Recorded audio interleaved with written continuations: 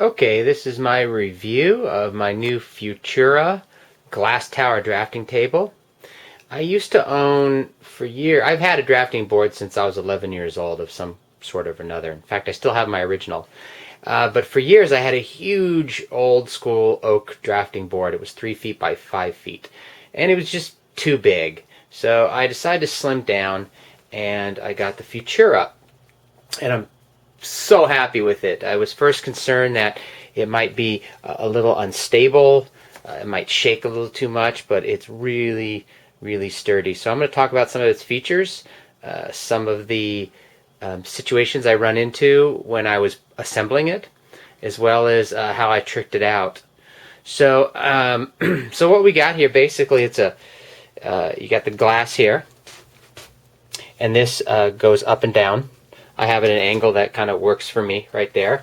Here's a little arm, and there you can see that can extend it. It can get pretty steep, and it can also go completely flat if you need it more as for a craft table. And then over here you have 2 compartments, and this is a really nice feature. This is a swivel cup.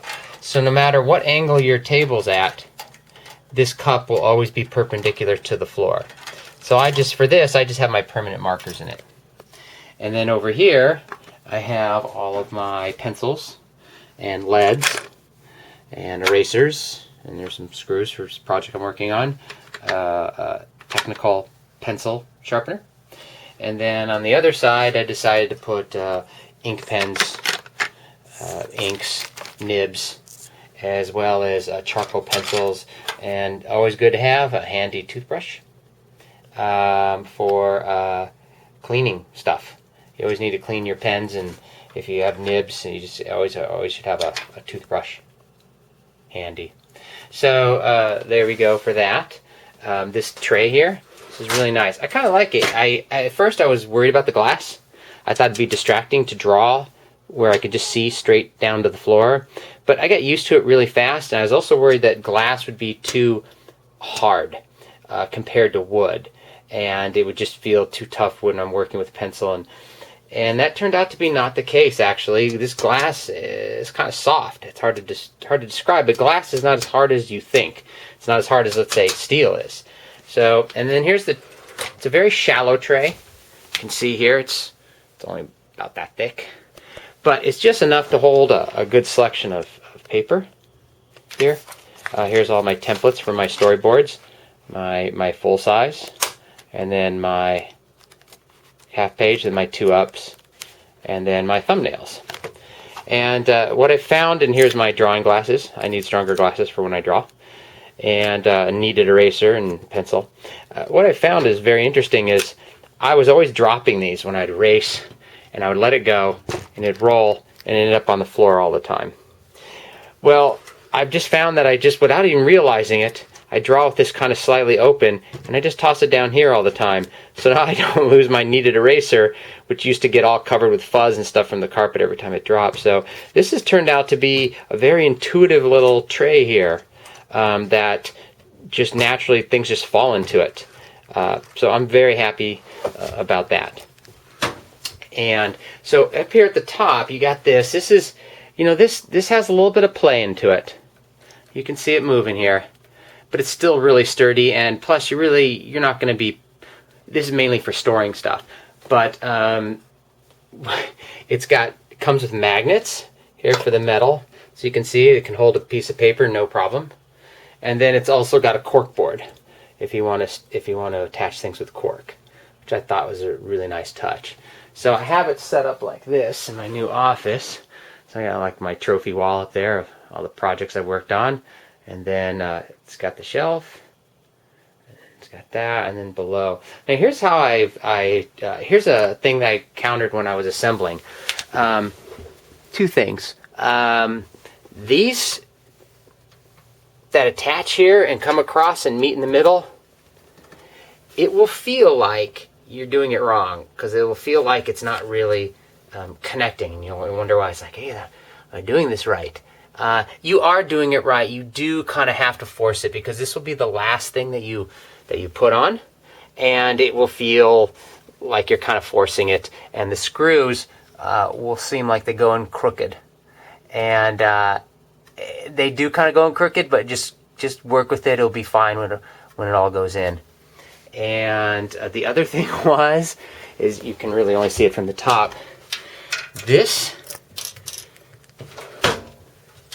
thing here, this metal bar, you can see where it's attached with the two screws there, and over there.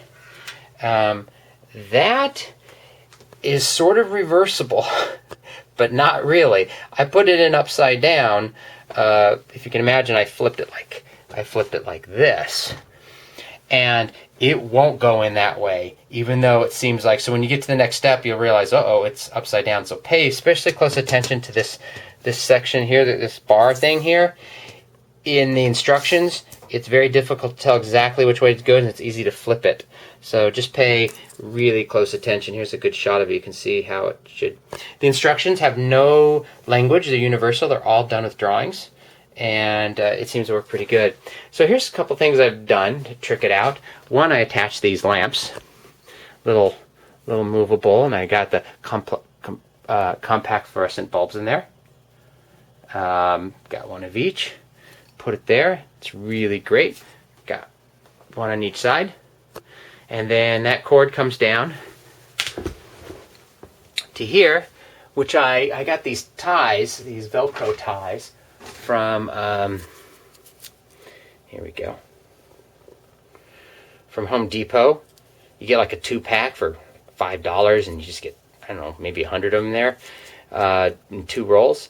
And so I kept my wires under control here and here.